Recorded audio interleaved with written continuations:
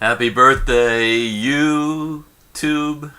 YouTube turned 7 yesterday. Yeah, it was 7 years ago yesterday that YouTube first started sharing videos. And I figured this would be a good time to offer up 7, stick with the ways that YouTube can do a better job about making the site monetizable for the masses. So, this may not be so much going out to my subscribers as it is going out to YouTube itself. This doesn't mean that I'm a present, but I am offering free advice. And I'm including a link to an article that I wrote that went out, that was published on AOL yesterday. You can check it out if you want. But there's some points there in there that I wanted to bring up in this Tube Tuesday video on 7 things that YouTube can do to make the more people engage with the site and more people making money and getting promoted on the site. And obviously I'm coming from a vantage point where I'm honored to have been added as a partner 3 years ago. So I'm not doing this selfishly, obviously. I'm trying to get more people on to this YouTube bandwagon where, we can actually have more people engaged in the site. So there are a few points that I brought up in the article, and I wanted to flesh them out a bit here on video for this Tube Tuesday. And the first of the 7 is to have Google. Google owns YouTube, and Google also does Google Checkout, which is their sort of a PayPal type clone where they've tried to work with merchants and stuff like that. There is no reason why YouTube should not be working with Google Checkout to create a virtual tip jar on every channel of everybody who wants one. Obviously, if you don't want a tip jar, you don't have to have one, but a little button that would take people to Google Checkout where they can donate to help whoever's creating the videos. And this would do a few things. First of all, there's tens of millions of YouTube channels out right now. And there's 800 million people watching. So there's obviously a lot more people watching than there are creating on YouTube. And this is a way to just create a situation where, first of all, you'd have, not every channel operator would obviously sign up, but you could have tens of millions of people sign up for Google Checkout accounts. Very few people have Google Checkout accounts, and that's a problem if it wants to compete against PayPal. Doing this, first of all, would have people creating the Google Checkout accounts, and they could use it in other online transactions and in real-world transactions over time, just as PayPal now is being used at Home Depot and other places. So that's one thing. The virtual tip jar, it's something that you can create on your own channel. One of my earliest videos, I said you can just have a PayPal link and have people pay you through PayPal. And that works as a virtual tip jar, but I'm talking about actual part of the YouTube infrastructure include the little virtual tip jar. And of course, not everybody wants to use it, and it's going to look cheesy, obviously. People are going to say, oh, everyone's just panhandling on YouTube. Everyone's making videos about give me money, give me money. That could be a dark side, but obviously, if someone's creating that kind of content, people aren't going to bother watching it, and the person's going to sink anyway on YouTube. So it's all about creating a situation where there is an opportunity for anybody, not just YouTube partners or people that have been able to have some videos approved for monetization, make some money for their efforts. Tip number 2, take a page out of the Kickstarter.com playbook. Now, crowdfunding has become very popular, and Kickstarter.com is pretty much the poster child of this. This is a website that if you go out there, there's a bunch of projects, and it's a lot of it's almost like Shark Tank, that show on ABC, where people have products that they want to get to the market. But a lot of times it's also a lot of artist type people that want to want to get out of music, certain type of music. People that want to make a play, people that want to make a documentary, and even Improv Everywhere, which is really one of the coolest channels on YouTube. Charlie Todd and the people in New York have created this improv. You've probably seen Improv Everywhere, where it's almost like it's like a prank, but it's really like a lot of people creating scenes. Some of the more popular videos on YouTube were made by Improv Everywhere. The people not wearing pants on the subway in New York, the food court musical, things like that.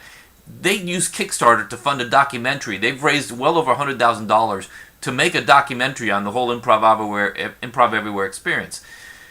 Why didn't that take place on YouTube? Because YouTube and Google don't have anything like Kickstarter. And unlike Kickstarter, which is very cool because people set up projects and then they have different levels. If you donate so much, you're going to get a signed autograph of the DVD. If you donate so much, you're going to get live downloads. So many different gifts that they give people that donate stuff. Google and YouTube can take Kickstarter to the next level by saying, hey, people fund their projects here, And when it goes live on the site, the people who funded can get a percentage of the ad revenue share. So you create a situation that not only is it, hey, I want to fund this project because I think it'll work. No, people will be funding this project because they'll think, hey, I could be making money off that. And even if it's a tiny little part, you're going to get this creative thing. There was a site called Cellaband a few years ago that sort of did it with music, that people would donate in $10 increments to fund certain bands. And once they hit a certain amount, that CD would come out, and then they would get a percentage of the CD sales.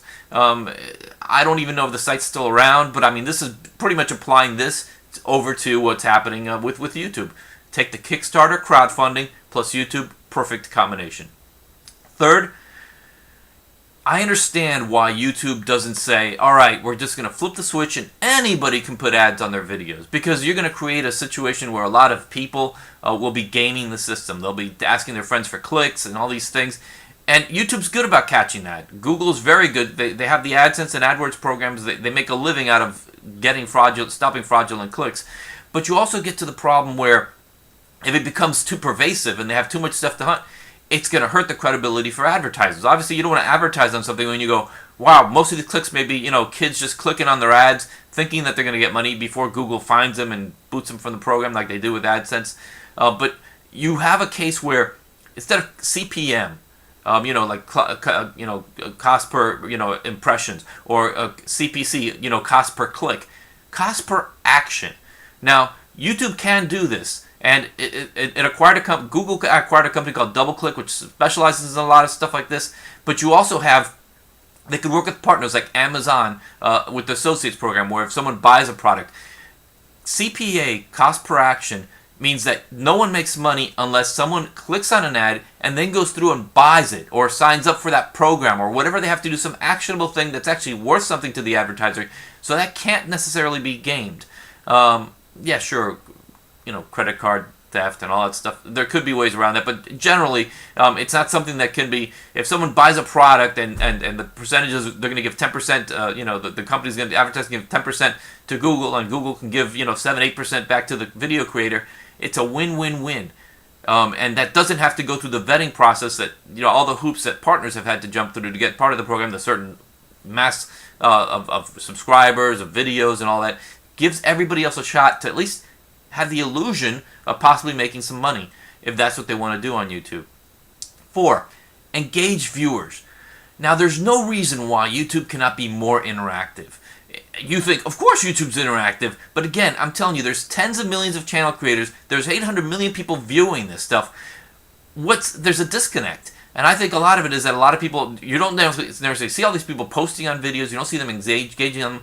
One simple thing that I think YouTube should be doing, and I'm surprised they're not, is creating a poll feature. You see it all over the internet, message boards, everywhere you go have an option to create polls. Now, there's only one way to really create a poll on the site, and that is if a video creator was to create annotations and have 4 different choices or whatever the choices may be, and based on what people click, they can see it, but that's not tabulated. The person actually has to go back and add up how many video views all 4 of the things have, and then make another video and have to update. It doesn't make any sense. YouTube should incorporate a poll because it will, first of all, encourage people to click on videos, not in the ads, on the actual videos, like engage with them, like say, hey, this is for me, I can have an opinion and it'll be counted. B, they'll probably subscribe to the people who put up the poll because they'll think, hey, I want to go back to that, or at least favorite the video because, hey, I want to go back and check that out in a few years. A few weeks rather, not a few years. But I think it's something that's just so obvious and so plainly simple, and I just don't understand why YouTube isn't doing this. 5, you can serve better ads by promoting better descriptions. I'm surprised that when I see some really great viral videos come up, and they sometimes with viral videos, obviously people don't know that they have a viral video on their hands, and the description is just like 1 or 2 lines, and they leave it at that. And they don't realize that even though that video is getting a lot of views, the ads that are being served on those views aren't that good because they don't have the descriptive text to help YouTube and Google in particular serve up the ads. All they can do is just target the person viewing the ad, which is decent. Google obviously knows how to do that too, but there's no way to have the description that makes it work. So serving better ads means having better descriptions on the videos through tags and everything else. And I think YouTube should either do a better job of educating everyone on the importance, especially the partners, on the importance of putting descriptive descriptions with the keywords that matter and are relevant to the video, not just gaming type words where you're going to get views and that people don't really want because you trick them into something. But also, if need be, have an army of or a fleet rather of paid reviewers, either working at Google or outsourced somehow, to go in and do professional type reviews on some of the more popular videos on the site, so that they show up there and it's part of the text description, part of a little review on it, and that could have the description that YouTube would need to be able to serve up the best ads on those videos. 6. New Music Army. And I guess I probably should have said Army before, but it applies here. One of the companies that was really ahead of its time, and I think in history, you'll look back years and years from now and say, hey, this company really did some cool stuff before they, basically had to give themselves up, was the original MP3.com. And that was Michael Robertson's company. And one of the cool things that it was basically a place where artists would upload music, and then the MP3.com would actually have an ad revenue share for everybody really, who put up music. Would be able to share and stuff like that. And one thing they created was called the New Music Army. And that was sort of like some of the more active users who were promoters out there. It said, hey, look, you can be a promoter on the site. And you can sign up people under you. And it wasn't like a pyramid scheme. It was just one level. You're a promoter. If you get people to pick you as the New Music Army rep, you get 5% of any of the not ad revenue, any of the revenue, the music per play revenue that MP3.com would play. There's no reason why YouTube should not be doing this. And in a sense, you sort of have this happening. It sort of evolved on its own. You have the Machinima people with gaming videos. You have other big groups that even YouTube has funded that have become sort of like this New Music Army. But there's obviously there's a whole level of people underneath that. That's the upper crust of YouTube content creators that they recruit, the heavy builders. There's a whole level under that can be done like from the ground up. Getting people that are motivated, and not just that, because the thing about a New Music Army rep on the old MP3.com is that person would be motivated to get the people out there. Hey, this is what you have to do, one-on-one by a person, not necessarily YouTube having to pay someone at the top level, giving support to all the people that are looking at. Just like in the real world, a real promoter would help an artist, a musician, an actor, an actress work through the process. And all it would take is just saying, hey, look, whatever revenue is generated, you get 5% of that. And first of all, it would make it easier, make it more accountable. You'd have people that are more established vouching for people that aren't established. And YouTube would be able to get some more credibility that way, at least build up their partner base or their ability to monetize videos. And I realize I'm using a lot of big words here because this video is probably more for YouTube. And I don't mean big words as in, big SAT, 8-syllable words. I mean, business type words. But this video is really directed more at Google, at YouTube specifically, than you, my loyal, faithful YouTube Tuesday subscribers. But I think hopefully you're getting in on what YouTube can be doing, and that's sort of exciting in of its own. And the 7th, something that I've been talking about a long time, is that YouTube really needs to integrate itself better with some of its properties. For instance, Blogger. I promote Blogger as a great way for video creators to create a video, to embed their video and stuff like that, and add some text to it off-site in a place that they can control. And it's easier to get approved for the AdSense program through there than to become a partner program through YouTube itself. But YouTube should be doing a better job of integrating those things together. Everything from Google Plus, and obviously now they have Google Plus wherever you click. If you Google Plus a video will show up on your feed and stuff like that. But Google has so many different moving parts that really doesn't make sense for them to integrate some of the obvious ones into YouTube. And that's it. I know I ran long this week, but I really wanted to get through all 7 candles of this YouTube birthday cake. It's amazing. YouTube is amazing. 72 hours of video are uploaded every second. Every second. I don't even have the stats on me. I wish I did, but I completely forgot them off the press release back from Monday that came out Sunday night. But it's amazing what YouTube has done in 7 years, and hopefully some of these things, not necessarily because I suggested them, but because they're common sense and they're going to happen anyway, find its way through YouTube and start happening on the site. So I'll be back. If you made it this far, the music contest for this month is still alive. Yes, it is.